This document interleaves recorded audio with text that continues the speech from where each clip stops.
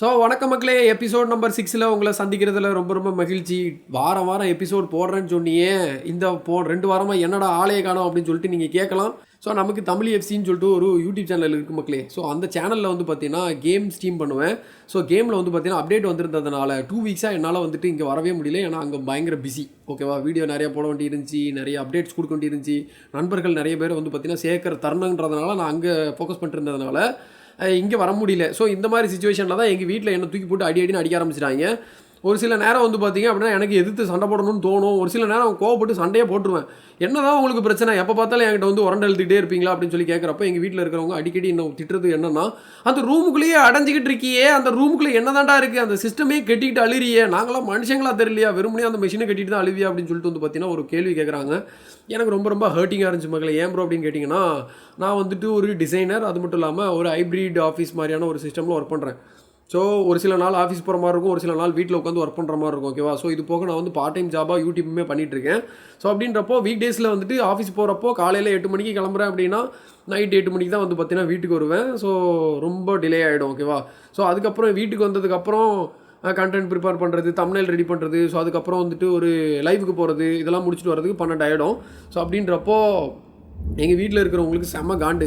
இவன் என்ன தான் பண்ணுறான், எப்போ பார்த்தாலும் உள்ளே போய்ட்டு உட்காந்துக்கிறான் அப்படின்னு சொல்லிட்டு யோசிச்சிட்டே இருக்காங்க. இதுவே வீக்கெண்டுக்கு வர்றப்போ ஆஸ் யூஷுவல் காலையில் வந்து பார்த்திங்க அப்படின்னா கண்டென்ட் ப்ரிப்பேர் பண்ணுறது, வீடியோ போடுறது, ஷார்ட்ஸ் எடிட் பண்ணுறது, இந்த மாதிரியான விஷயங்கள்லாம் பண்ணுவேன். அதே மாதிரி ஞாயிற்றுக்கிழமையும் ஓடி போயிருமா. வீட்டில் வந்து பார்த்திங்கன்னா கடுமையாக திட்டு செம்ம காண்டாயிடுறாங்க. ஒரு சில நேரம் என்னை பிடிச்சி போட்டு அடிக்கிறாங்க.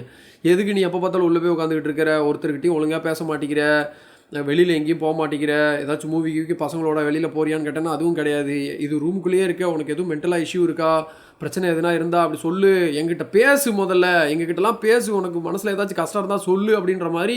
பட் நான் எதுக்காக ஓடுறேன் அப்படின்னா, இப்போ நான் இன்றைக்கி ஓடணுன்னா இன்றைக்கி நான் எங்கே இருக்கேன், என்னால் ஓட முடியுது, ஹார்ட் ஒர்க் பண்ண முடியுது. இன்றைக்கி நான் ஏதோ ஓடி ஏதோ ஒரு பிஸ்னஸோ இல்லைனா ஏதோ ஒரு சம்திங் வந்து பார்த்தீங்கன்னா என் பேரில் நான் ஒரு பிராண்டை பில்ட் பண்ணிட்டேன் அப்படின்னா ஃப்யூச்சரில் வந்து பார்த்தீங்கன்னா என்னால் வந்து நிம்மதியாக உட்கார வச்சு என் ஃபேமிலியில் இருக்கிறவங்களெல்லாம் சந்தோஷமாக பார்த்துக்க முடியும் அப்படின்ற ஒரு நப்பாசையில் தான். ஓகேவா, அதனால தான் வந்து பார்த்திங்கன்னா இருக்கேன். இந்த மாதிரி நான் வேறு சும்மாவே ரொம்ப ஓவர் திங்கரில் பயங்கரமாக ஓவர் திங்க் பண்ணிகிட்டு இருக்கிறப்போ எனக்கு வந்துட்டு ஒரு ஸ்டோரி வந்து ஞாபகத்துக்கு வந்துச்சு மக்கள். அந்த ஸ்டோரி இப்போ சொல்லிட்டா. ஒரு ட்ரெயினில் 2 பேசஞ்சர் வந்து பார்த்தீங்கன்னா ட்ராவல் பண்ணுறாங்க. ஒருத்தர் வந்து பார்த்தீங்கன்னா ரைட் சைடில் உட்காந்துருக்காப்புல, ரைட் சைடு விண்டோ கிட்ட, இன்னொருத்தர் லெஃப்ட் சைடு விண்டோ கிட்ட உட்காந்துருக்கிறாரு. ட்ரெயின் வந்து பார்த்திங்க அப்படின்னா ஒரு டனலுக்குள்ளே போகுது. டனலோட ஒரு சைடில் வந்து பார்த்தீங்கன்னா ஃபுல்லாக வால், இன்னொரு பக்கம் விண்டோ இருக்குது. விண்டோக்கு வெளியில் வந்து பார்த்திங்க அப்படின்னா பியூட்டிஃபுல்லான சினாரியோஸ் இருக்குது. இப்போ லெஃப்ட் சைடில் இருக்கிறவர் வந்து பார்த்திங்க அப்படின்னா வெறுமனையாக லெஃப்ட் சைடில் இருக்கக்கூடிய செவுத்தை பார்த்துக்கிட்டு, என்னடா இது வாழ்க்கை, இவ்வளோ நேரம் ட்ராவல் பண்ணுறேன், இந்த இருட்டுக்குள்ளேயே என் வாழ்க்கை முடிஞ்சிரும் போல் அப்படின்னு சொல்லிட்டு வந்து பார்த்தீங்கன்னா அந்த ட்ரெயின் பயணத்தை வந்து அவர் வெறுக்கிறாரு.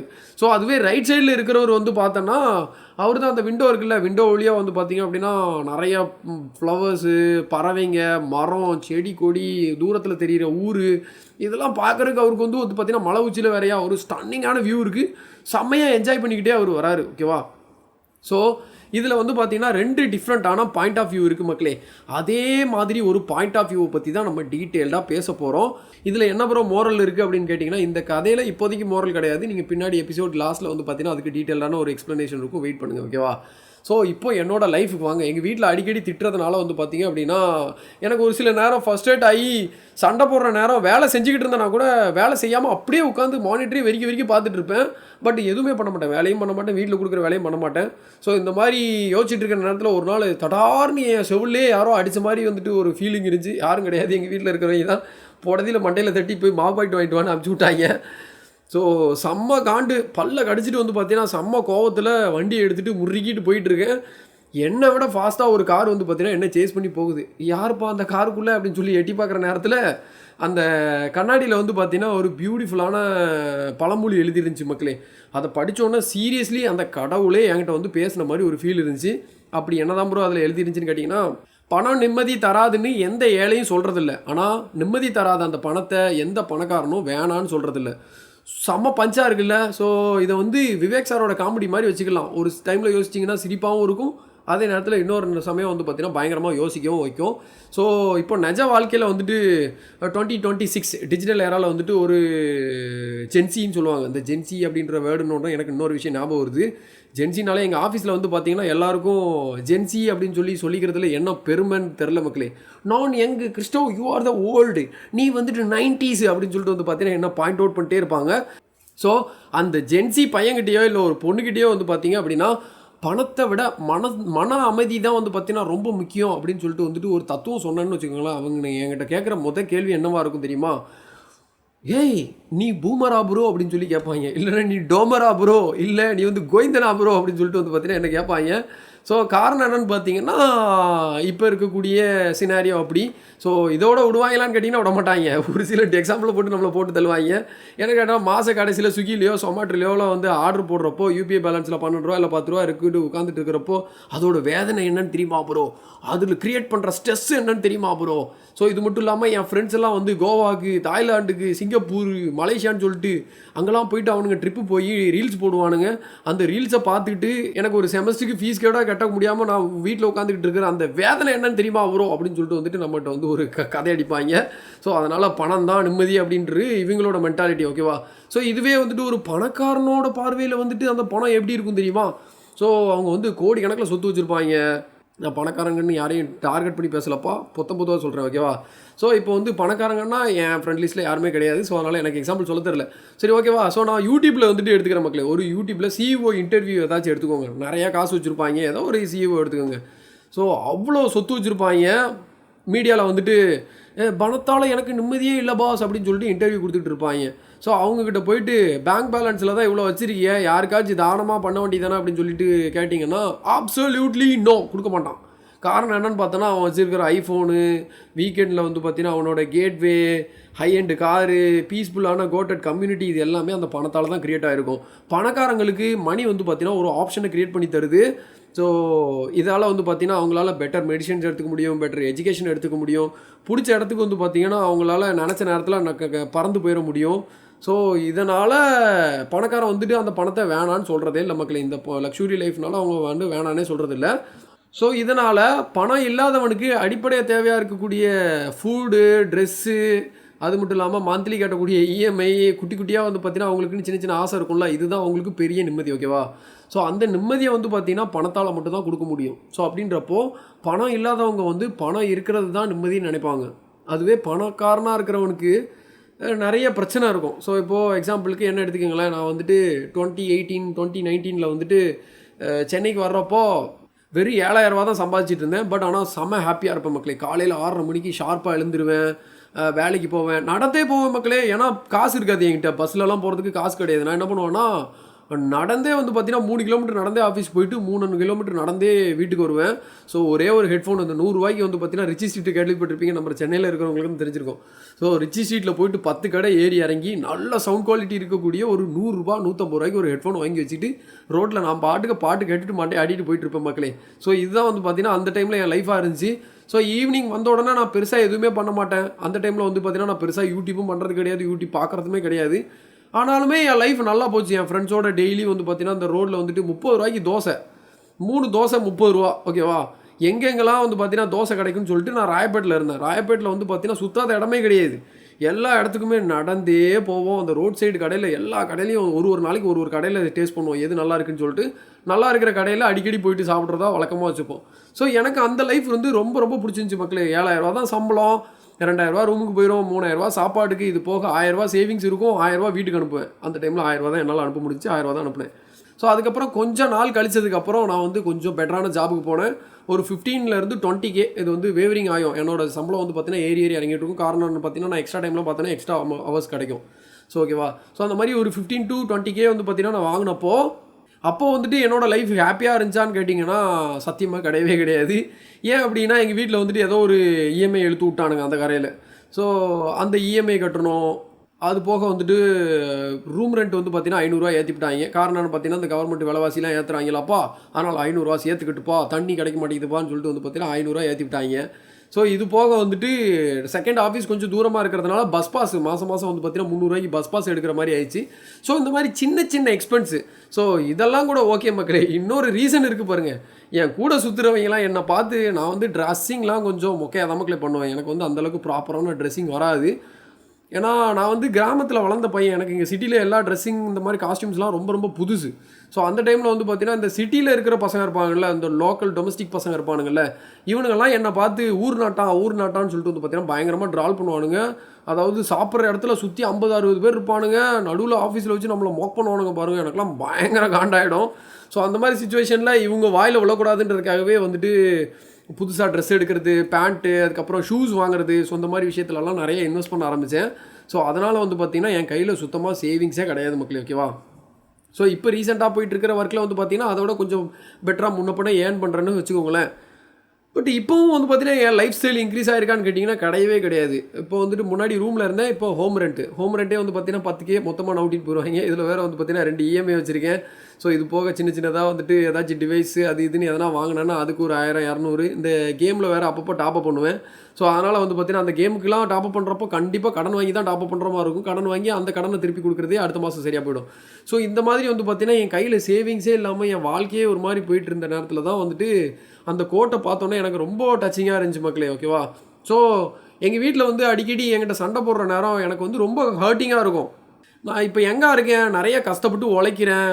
ஒரு சில நேரம்லாம் நான் வந்து பஸ்ட் அவுட் பண்ணி பயங்கரமாக இதுவாகிடும் மக்களே, சண்டை போட்டுருவேன். என்ன நான் வந்து சம்பாதிக்கிறதுலாம் எனக்காக சம்பாதிக்கிறேன், எல்லாருக்காகவும் சேர்த்து தானே சம்பாதிக்கிறேன். இப்போ என்னால் முடியுது, நான் ஓடுது, என்ன ஃப்ரீயாக தான் விடுங்களேன். நான் போயிட்டு என்ன சும்மா உட்காந்துட்டு உள்ள கெட்ட படமாக பார்த்துட்டு இருக்கேன், இல்லை அப்படின்னா ஏதாச்சும் கெட்டதாவா பண்ணிகிட்டு இருக்கேன், இல்லை. ஸோ ஃப்யூச்சரில் என்னைக்காச்சும் ஒரு நாள் வந்து பார்த்தீங்கன்னா நான் நல்லா இருப்பேன் அப்படின்ற ஒரு நம்பிக்கையில் தானே வந்து பார்த்தீங்கன்னா ஒரு பிராண்ட் பில்டர் பண்ணுறதுக்கு தானே ட்ரை பண்ணிட்டுருக்கேன்.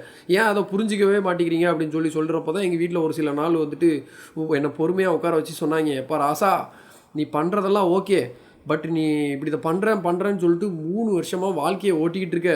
வெளியில் யாருக்கிட்டையும் போகிறதில்ல, ஃப்ரெண்ட்ஸு கூட பெருசாக பழகிறதில்ல, முந்தி மாதிரி வந்து பார்த்தீங்கன்னா உன் ஃப்ரெண்ட்ஸ் யாருமே வீட்டுக்கு வர்றதில்ல.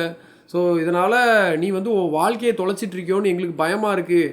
இல்லை உன் மைண்டில் எதுவும் ப்ரெஷர் ஆகி வந்து வீட்டை நினச்சி எதுவும் கவலைப்பட்டு கிறுக்கான ஆகிட்டியா அப்படின்னு சொல்லிட்டு வந்து பார்த்தீங்க அப்படின்னா மென்டல் ப்ரெஷரில் இருக்கியா அப்படின்னு சொல்லிட்டு வந்து கேட்டு ஓ நல்லதுக்காக தான் நாங்கள் சொல்கிறோம், இப்படி இருந்துக்கோ, பணம்னு சொல்லி உன் வாழ்க்கையை தொலைச்சிடாத அப்படின்னு சொல்லும் போது தான் எனக்கு ஒரு விஷயம் புரிஞ்சிச்சு. ஸோ இப்போது ஒரு எக்ஸாம் ஹாலு வந்துட்டு ஒரு சினாரியா வச்சுக்கோங்க. ஓகேவா? ஒரு எக்ஸாம் ஹாலில் வந்துட்டு 2 பசங்க எக்ஸாம் எழுதுகிறாங்க. ஒருத்தன் வந்து பணக்காரன், இன்னொருத்தன் வந்து பார்த்தீங்கன்னா ஏழை. ஸோ 2 பேருமே ஃபைனல் எக்ஸாமை முடிச்சுட்டு வெளியில் வர்றப்போ வந்து பார்த்தீங்கன்னா ஒருத்தன் வந்து செம்ம கேஷுவலாக ஜாலியாக போயிட்டு வந்துட்டு ஒரு ஏசி கஃபேயில் உட்காந்துட்டு ஒரு கோல்டு காஃபி ஆர்டர் பண்ணி வந்து பார்த்தீங்கன்னா அப்பாடா எக்ஸாம் முடிஞ்சிரா அப்படின்னு சொல்லிட்டு வந்து சில் பண்ணிருப்பான். இன்னொரு பக்கம் பார்த்தீங்கன்னா நம்ம கஷ்டப்பட்ட பையன் என்ன பண்ணுவான்னா ஃபுல்லாக ஃப்ரஸ்ட்ரேஷன், ஐயோ எக்ஸாம் முடிஞ்சிச்சு, இன்னும் நாளையிலேருந்து வேலைக்கு போகணும். ஸோ நான் படித்ததே ஒரு தமிழ் மீடியம். ஸோ இது எனக்கு இங்கிலீஷ் வராது. ஒரு இன்டர்வியூவில் போயிட்டு செலக்ட் ஆக முடியாதா, அப்படி செலக்ட் ஆனால் நல்ல பேக்கேஜ் கிடைக்குமா, எவ்வளோ நாளைக்கு வேலை வந்துட்டு செக்யூரிட்டியாக இருக்கும் அப்படின்றது வந்து பார்த்திங்கன்னா அவனுக்கு ரொம்ப பயமாக இருக்கும். அந்த ஃப்ரஸ்ட்ரேஷனில் வந்து பார்த்திங்கன்னா வெயிலே காலில் அடக்க நடந்து போய் ஒரு 10 ரூபா டீயை வாங்கி நிம்மதியாக அவனால் குடிக்க முடியாது. ஸோ இப்போ 2 பேருக்குமே வந்து பார்த்திங்க அப்படின்னா அந்த எக்ஸாம் ஸ்ட்ரெஸ்ஸுன்றது ஒன்று தான். ஆனால் அந்த பணம் வந்து பார்த்திங்கன்னா 2 பேருக்கு டிஃப்ரெண்ட்டான சினாரியாவை க்ரியேட் பண்ணி கொடுக்குது மக்களே. ஸோ அதனால் பணம் தான் எல்லாமே. ஸோ இப்போது பணக்காரனாக இருக்கட்டும், ஏழையாக இருக்கட்டும், எல்லாருக்கும் காமனாக இருக்கிறது வந்து பார்த்திங்கன்னா இந்த பணமாக தான் இருக்கும். நான் முன்னாடியே சொன்ன மாதிரி சின்ன அத்தியாசமாக இருக்கக்கூடிய ஃபுட்டு, ட்ரெஸ்ஸு, குட் எஜுகேஷன், நல்ல மெடிசின்ஸு, இதுக்கெல்லாம் வந்து பார்த்திங்கன்னா பணம் ரொம்ப ரொம்ப அவசியம் மக்களே. ஓகேவா? பணத்தை வேண்டான்னு எங்கேயுமே சொல்லாதீங்க மக்களே. உழைக்கிறீங்களா, உழைப்புக்கேற்ற ஊதியத்தை எதிர்பாருங்க, தப்பே கிடையாது. கஷ்டப்படுங்க, நிறையா கஷ்டப்படுங்க, நிறைய சைடு அசில் பண்ணுங்கள், ஓடி என்னென்னலாம் பண்ண முடியுமோ எல்லாமே பண்ணி பணத்தை சேகரிக்க ட்ரை பண்ணுங்கள். பட் ஆனால் அதுவே ஒரு வாழ்க்கையாக வச்சுக்காதீங்க அப்படின்னு சொல்லுவேன். ஸோ நடுவில் வந்துட்டு சின்னதாக ஹாப்பினஸ் இருக்கும்ல, ஃப்ரெண்ட்ஸ் எங்கன்னா வெளியில் கூப்பிட்டாங்கன்னா வெளியில் போங்க. இல்லை அப்படின்ற பட்சத்தில் ஏதாச்சும் வந்து பார்த்தீங்கன்னா வீக்கெண்டில் உங்களுக்குன்னு ஒரு என்டர்டெயின்மெண்ட், உங்களுக்குன்னு ஒரு ஃப்ரீ டைம் வச்சுக்கோங்க. ஸோ நம்ம முன்னாடியே வந்துட்டு பார்த்தீங்கன்னா உங்களுக்குன்னு ஒரு பர்சனல் ஸ்பேஸ் பற்றி பேசியிருந்தோம்ல, ஸோ அந்த மாதிரி ஒரு பர்சனல் ஸ்பேஸ் கண்டிப்பாக வச்சுக்கோங்க. ஸோ ஒன்று நீங்கள் பீச்சுக்கு போகலாம், இல்லை எங்கேயாச்சும் வெளியில் வந்துட்டு ஒரு லாங் ட்ரைவ் பண்ண போகிறீங்க அப்படின்னா லாங் ட்ரைவ் பண்ணலாம். இல்லை உங்கள் ஃப்ரெண்ட்ஸோட வந்து பார்த்தீங்கன்னா டீப் டாக்கு போகிறீங்க அப்படின்னா ரொம்ப ஒரு நல்ல லாங் கான்வர்சேஷன் வச்சுக்கோங்க. இல்லை ஏதாச்சும் நல்லா ஃபுட்டு சாப்பிடுவீங்கன்னா வீட்டில் உட்காந்து குக் பண்ணி நல்லா சாப்பிடுங்க. ஸோ இந்த மாதிரி வாழ்க்கையில் அப்பப்போ குட்டியாக கிடைக்கக்கூடிய சந்தோஷத்தையும் அனுபவிச்சிங்க அப்படின்றது தான் என்னோட கருத்து. ஸோ எனக்கு வந்து பார்த்திங்கன்னா இந்த பிரச்சனை இருக்குது மக்களே. ஸோ நான் இதை எப்படி சால்வ் பண்ணுறதுன்னு தெரியாமல் தான் முட்டிட்டு கிடக்கிறேன்.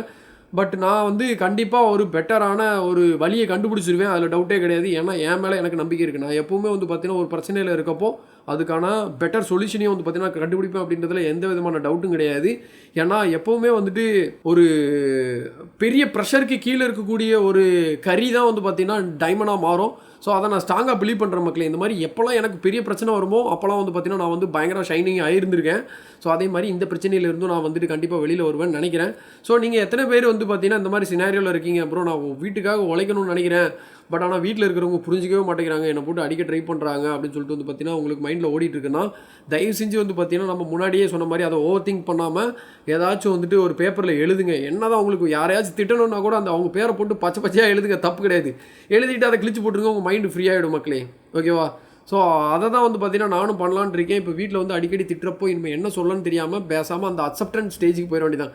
என்ன வேணால் திட்டுங்கடா, நான் பாட்டுக்கு என் வேலையை பார்க்க போகிறேன்டா அப்படின்னு சொல்லிட்டு வந்து பார்த்தீங்கன்னா வேலையை பார்த்துட்டு, ஆனால் முடிஞ்ச அளவுக்கு வீட்டில் இருக்கவங்க கூடயும் வந்து பார்த்தீங்கன்னா நிறைய டைம் ஸ்பெண்ட் பண்ணணும் அப்படின்ற மென்டாலிட்டியும் வந்து பார்த்தீங்கன்னா நான் இப்போ நிறைய வளர்த்துக்கிட்டு இருக்கேன். கண்டிப்பாக வந்து பார்த்தீங்கன்னா ஒன் பெட்டர் டே வந்து பார்த்தீங்கன்னா எனக்கு வரும் அப்படின்றதுல எந்த விதமான டவுட்டும் கிடையாது.